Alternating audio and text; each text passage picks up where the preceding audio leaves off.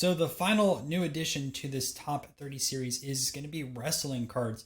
And unlike a lot of other videos where I focus specifically on vintage, I'm going to allow for both vintage and modern cards, all the way from 1880s through 2024. The reason is there's just not enough vintage wrestling sets to filter down to that. And I may expand out to modern also in some other subcategories in the future. Regardless, with the wrestling side of things, we're going to be taking a look at sales for the month of April. They range from $500 all the way through five figures. There's a lot of Japanese cards on this list, as well as a ton of Hulk Hogan's. So with that out of the way, let's take a look at some sales. Our first sale for this wrestling series is going to be Kevin Nash.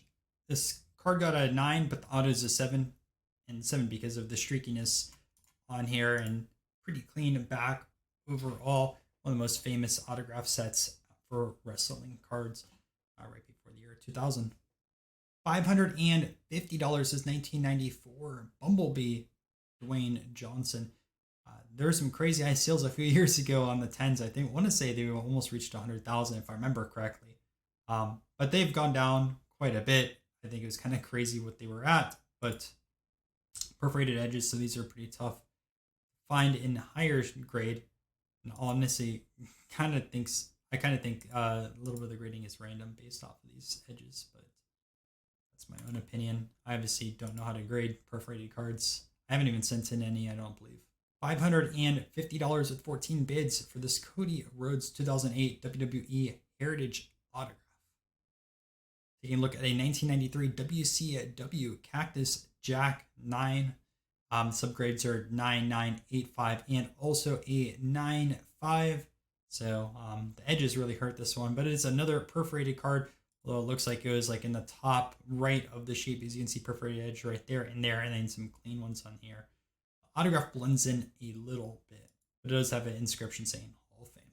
For 1 penny more, one of the classic wrestling autograph sets out there, 1999 Topps WCW, Bobby Duncombe.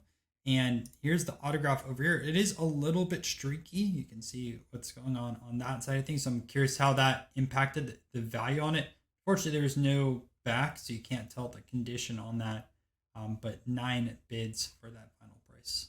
$60 sale. Roman Reigns. This is an autograph out of Panini Impeccable. It says numbered to 22.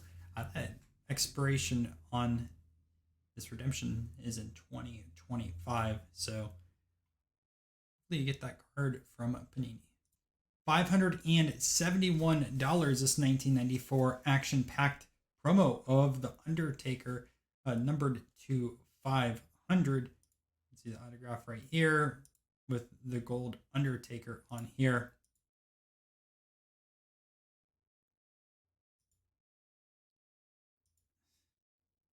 It says autographed 72 of 500 with the serial number over here, old school serial number. There wasn't a ton of autos in the 1990s. I'm actually kind of curious how early this is for a wrestling auto when the first sets. The actually issue auto. I'm curious what were some of the first sets within wrestling that actually had autographs inserted within them. $575. This sold for Bam Bam Bigelow.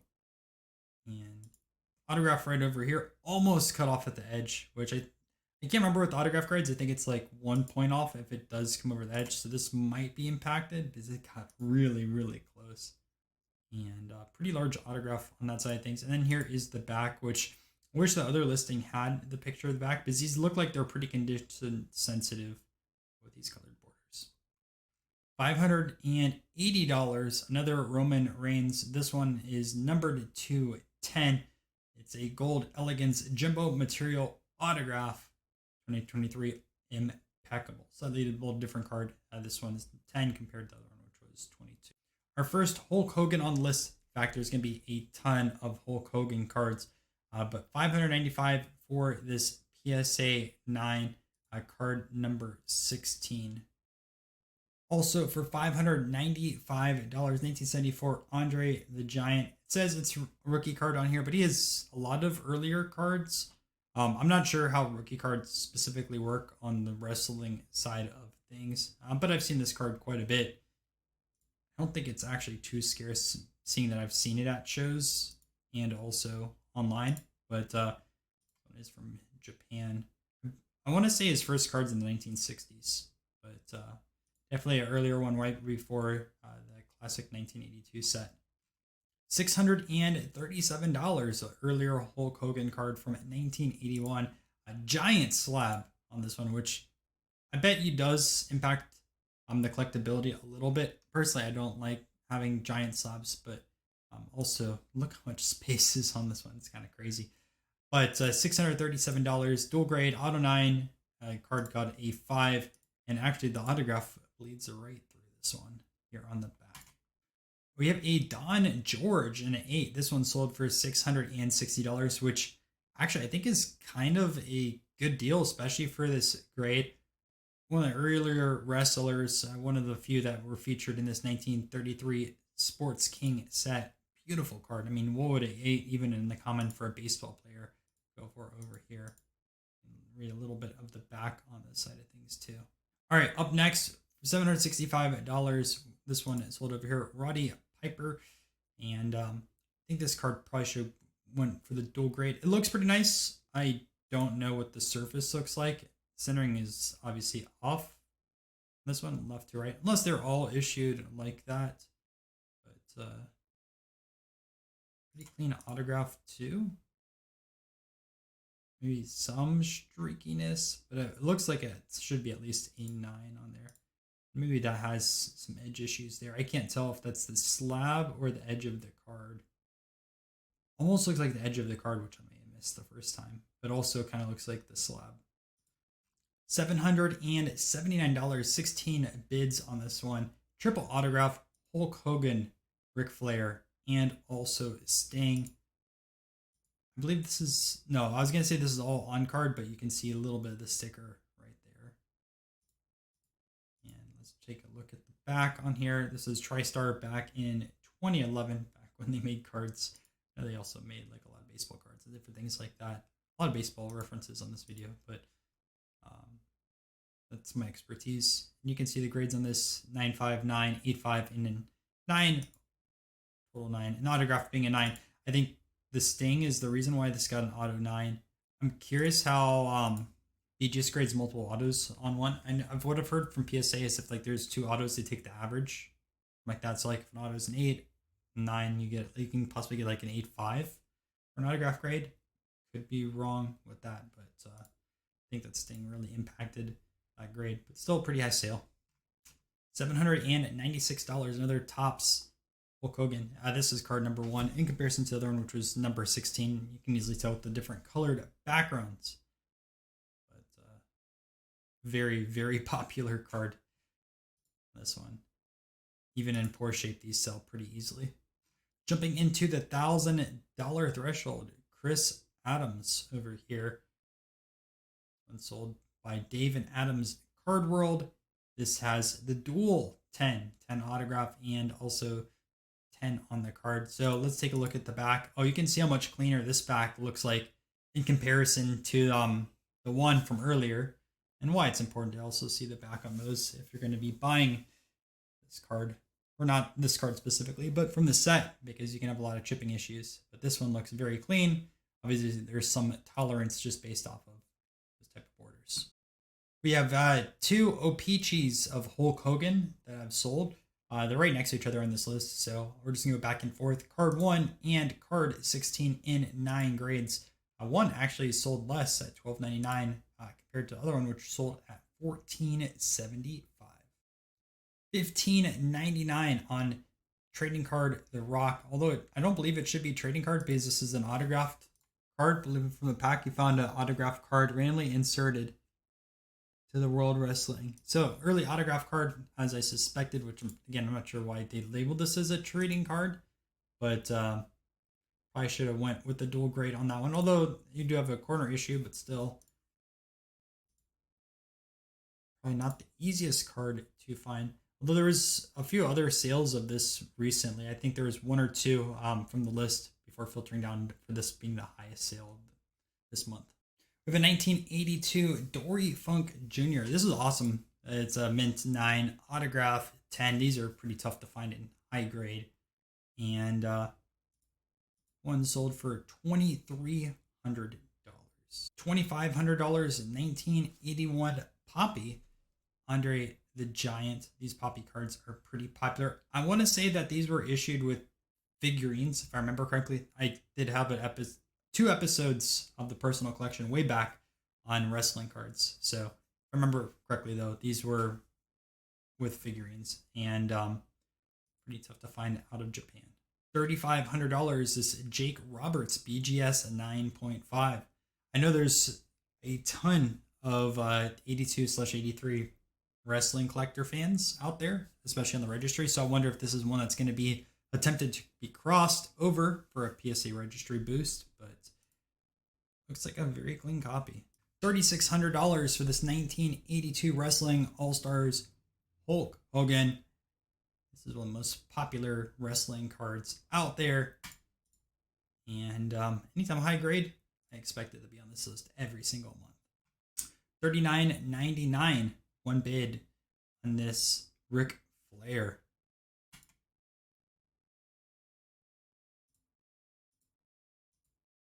Maybe a little bit generous on the 9 based off of the edgeware over there. We have a 1981 Hulk Hogan Poppy. This one sold for $5,200. A little bit of an inscription there, but I can't tell what that says. And no picture of the back. $5,700, another Poppy, but this is a non-autographed edition, but this is a PSA 8. This is what the back looks like. $7,000 for this Precious Metal Gems MJF 101. See right below that stamp. Okay, up next we have a PSA 8 on the card, and then an authentic autograph of a 1982 Hogan. And maybe this autograph would be a 9. That's why they didn't get the dual grade on it. Well, I'm kind of surprised. I mean, it looks decent. I don't know if 9 would decrease the value so much, though. So if you're an autograph collector, specifically if you collect Hogan stuff, let me know. I know Hogan signs quite a bit at some of his different shops, but not sure how much of a value decrease that would be, the authentic versus like a 9. Our highest sale this month is this Marusho. I think that's how you pronounce it. I probably butchered it. Up at $12,900 for this Hogan in an 8. Another Japanese card. Which makes me wonder how many other Japanese cards of Hogan exist that just haven't been graded yet. I have no idea. Or just wrestling in general. Because it seems like a lot of late 70s, early 80s come out of Japan. And now we're going to take a look at some honorable mentions.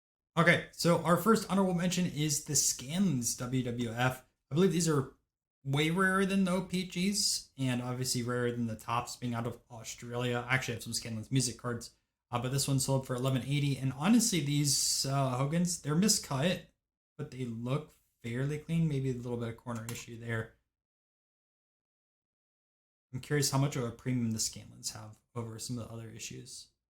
Well, I take back what I said, because look at that. It looks like a rip in the card or big ink spot. Look, right there. It's dented in.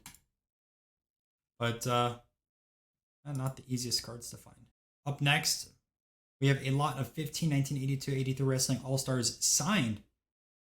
And this one sold for $5,000. Gives you the full list right over here. All dual graded, which is pretty nice if you have a registry built out. I kind of wish they put all the pictures here, but probably a pre-arranged sale of some sort. $12.35 1985 WWF wax box in 36 packs.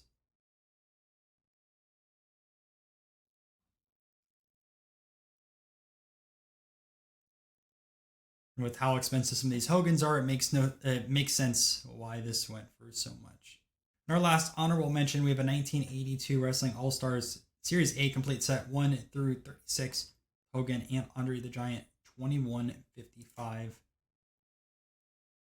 a lot of risk here. You'd have to get these graded, obviously, and know your value. Obviously, there's some other semi-stars and things like that, but majority of your money is on those 2 cards. So that is our first wrestling video here on the channel, both the vintage and modern. Let me know what you guys thought and how I can improve these videos as well. And if you're brand new here, make sure to subscribe. I'm doing 8 top 30 videos every single month. It's a ton of work and a lot of research, so make sure to stay tuned for those videos, and I'll catch you in the next one.